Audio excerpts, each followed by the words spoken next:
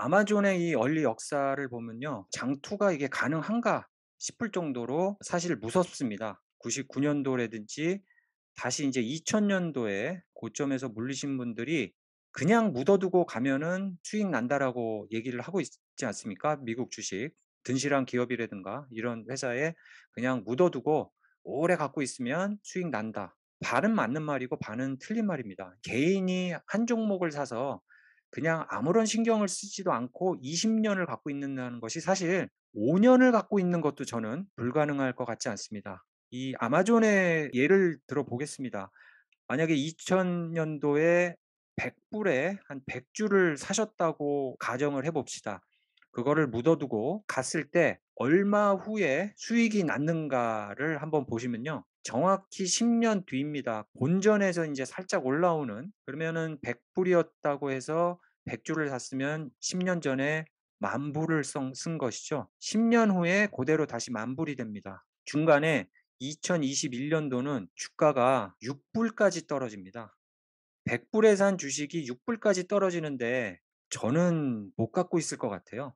그리고 또 쭉 올라갑니다. 올라가서 50 불까지 올라가는데 이제 한 3 년이 걸리죠. 그리고 다시 쭉 떨어져서 다시 이 50불 정도까지 다시 올라오는데 또 다른 4 년이 걸립니다. 다시 1년 후에는 35 불대로 다시 또 흘러내립니다. 그래서 본전으로 가는 데까지 10 년이 걸리고요. 그리고 인제 수익을 내기 시작하는 데가 12년 정도의 시간이 흐르면서 수익을 내기 시작을 하죠. 250 불까지 올라갔던 주가는 다시 200불 초반대로 떨어지고요. 그걸 아셔야 돼요. 12년 전, 10년 전의 만 불하고요. 지금의 만 불하고는 천지 차이입니다. 사실 10년 전에 만 불을 투자하셨다면 10년 후에는 그 주식이 한 2만 불 정도는 돼야지 '아 돈을 벌었구나.' 이렇게 생각을 하시겠죠. 12 년을 기다려서 만 불에서 2만 불을 벌었다.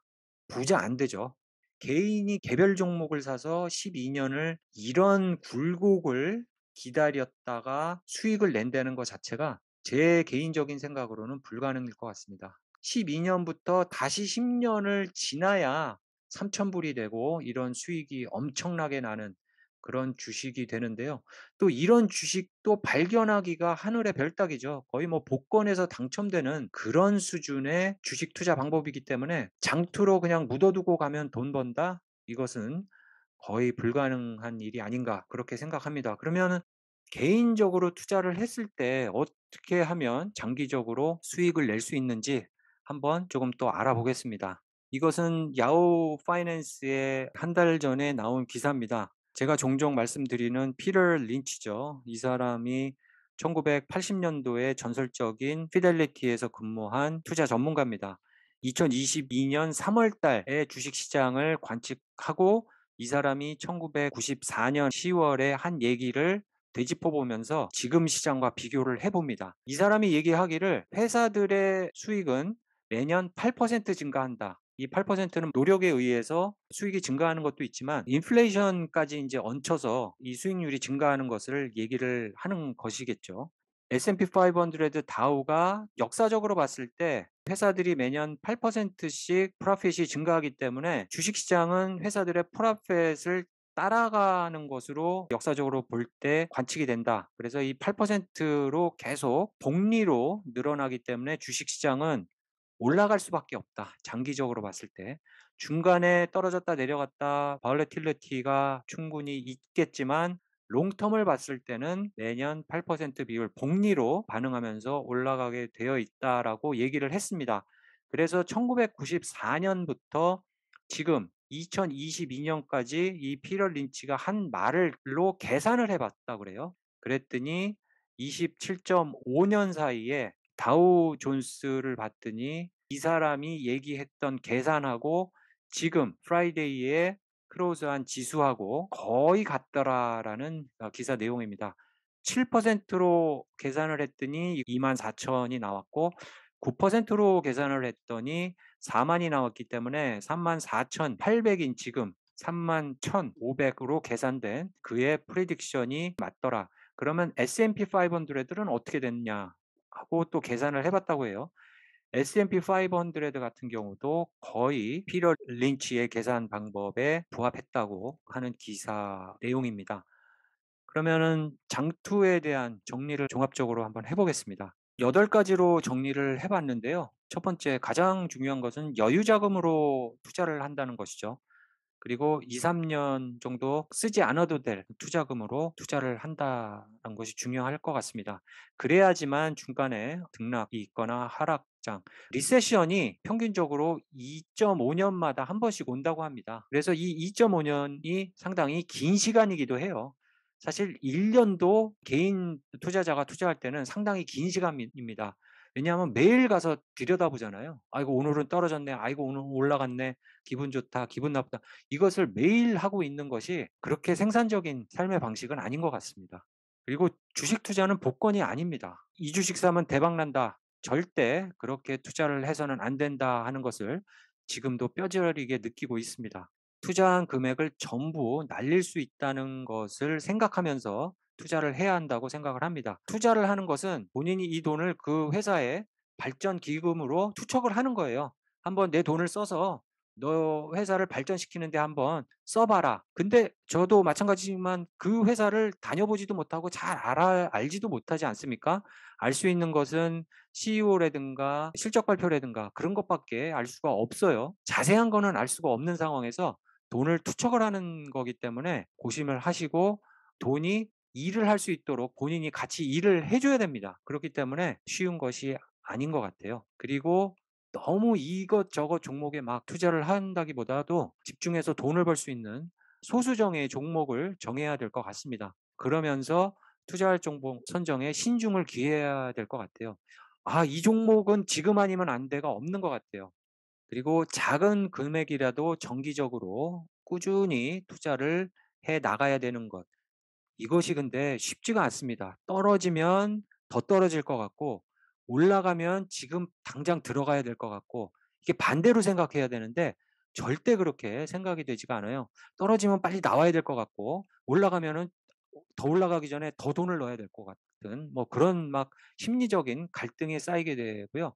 아까 아마존의 도표에도 말씀드렸듯이 100 불에 그냥 묻어두고 가면은 장기적으로 투자를 하더라도 수익을 낼 그 시기가 상당히 길어지는데 중간중간에 떨어지는 국면에서 계속 분할로 들어가셨다 그러면 진짜 이 회사에 믿음이 있어서 진짜 6 불까지 떨어졌을 때도 계속 들어갔다고 하셨으면 수익이 2 배, 3배 나는 것은 벌써 시간 폭이 당겨지겠죠. 이게 복리로 늘어나는 거기 때문에 앞에 이 1, 2, 3을 생각하셔서 들어가시고 그다음에는 꾸준히 분할 투자하시고 소액이라도 정기적으로 투자하는 것이 장기 투자의 성공 비결이다라고 생각을 해볼 수 있겠습니다. 그리고 장투의 개념을 정해야 될 것 같아요. 1년 투자할 것이다. 2년 투자할 것이다. 나는 이 종목은 1 년, 이 종목은 그래도 한 5년 정도 이상은 바라본다. 뭐 이런 것을 정해 놓고 하셔야 될 것 같아요. 1 년이 진짜 긴 시간입니다, 개인 투자하는 시간에서.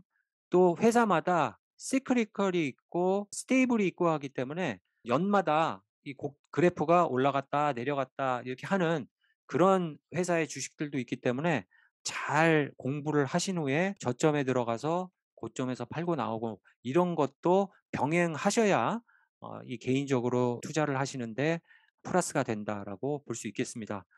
주식을 투자하시면서 주식 들어간 거에 대해서 수익이 좀 많이 났다 그러면 그냥 두시지 마시고 원금은 회수하시거나 수익은 계속 챙기면서 계속 투자를 하시는 것을 추천을 드립니다.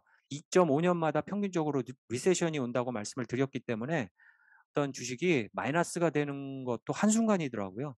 조금 투자했더라도 원금은 회수한다. 수익은 일단 챙겨 놓고 나머지만 들어간다라는 방식으로 투자를 하셔야지 마음 편히 장기적으로 길게 투자를 할 수가 있습니다. 폭락장이 온다 그래도 마음이 편합니다. 그냥 스트레스 안 받고 벌써 내 원금은 챙겨 놨으니까 이 돈은 그냥 굴러가게 놔둬. 이렇게 생각할 수 있기 때문에 장기 투자가 되게 수월합니다. 그리고 엑시 플랜을 좀 정하고 들어가야 될 것 같아요. 주식을 사는 것보다 파는 게 상당히 어려운 것 같습니다. 이게 언제 팔아야 될지 상당히 고민이 많아요. 무조건 나는 어떤 종목이라도 20% 손해가 나는 시점에서는 팔고 나올 것이다. 30%, 이 주식은 30% 손해 나면 팔고 나올 것이다. 내일 만약에 30% 떨어지면 바로 팔 것이다라는 이런 기준을 설정을 하셔야 될 것 같아요. 그리고 30% 손해가 나서 팔고 나오더라도 다음에 한 달 후에 재진입을 할 수 있는 그런 기회도 있고요. 또 다른 투자를 해서 그 손해를 메꿀 수 있는 그런 가능성이 더 높습니다. 이것이 50%, 60%, 70% 이렇게 손해가 나면요. 나중에 이 손실을 메꾸는 그런 시간도 길어지고 손실을 메꾸는 것도 되게 또 어려워집니다. 그리고 이렇게 30%, 20% 손해 보고 나오고 만약에 같은 주식을 한 달 후에, 한 달 지난 후에 들어가신다 그러면 워시세일 룰이 있지 않습니까? 한 달 이상 이후에 같은 주식을 사셔야지 그 손실은 세금 보고할 때 감세를 받을 수 있는 그런 또 이점까지도 있기 때문에 자세하게 플랜을 설정해서 들어가는 것이 중요할 것 같습니다. 마지막으로 이렇게 앞에서 말씀드렸듯이 개인이 투자하기가 상당히 까다롭지 않습니까? 마켓 상황도 있고 정치적인 상황도 있고 또 회사에 대해서 공부를 해야 되고 너무 복잡해요. 그다음 날 전쟁 상황 때문에 주식시장이 폭락을 할 수도 있고 여러 가지 복잡한 그것을 내려놓고 주식 투자를 하고 싶다고 하시면 저는 근데 주식 투자는 선택이 아니라 필수라고 생각을 합니다. 장기 투자로 봤을 때. 그렇기 때문에 이름 있는 투자사에 찾아가셔서 대신 투자하는 투자처를 찾는 것도 한 방법이겠습니다. 너무 이상한 펀드 같은 데 이렇게 투자하시는 것이 아니고요. 건실한 종목에 투자를 대신해 주는 투자사 찾아가셔서 돈을 정기적으로 붓는 그런 방법도 있겠지만은 그런 투자사들이 대신해서 투자하는 것이 좀 믿음직스럽지 않다. 그리고 그런 회사들은 아무래도 수수료를 높게 차지를 하는 것 같아요. 그렇다 싶으시면 개별 종목이 아닌 유명한 ETF를 매수를 하셔서 정기적으로 꾸준히 돈을 붓는 QQQ라든가 스파이라든가 그런 유명한 ETF를 매수하시고 개별 종목은 좀 접어 놓으시고 본인의 부담이 되지 않은 그런 액수 안에서 꾸준히 정기적으로 적고 붙는다 생각하시고 투자하시는 것. 이것이 장기 투자를 하는 성공 주식 투자를 위한 요건이 아닌가 그렇게 생각을 해 봅니다.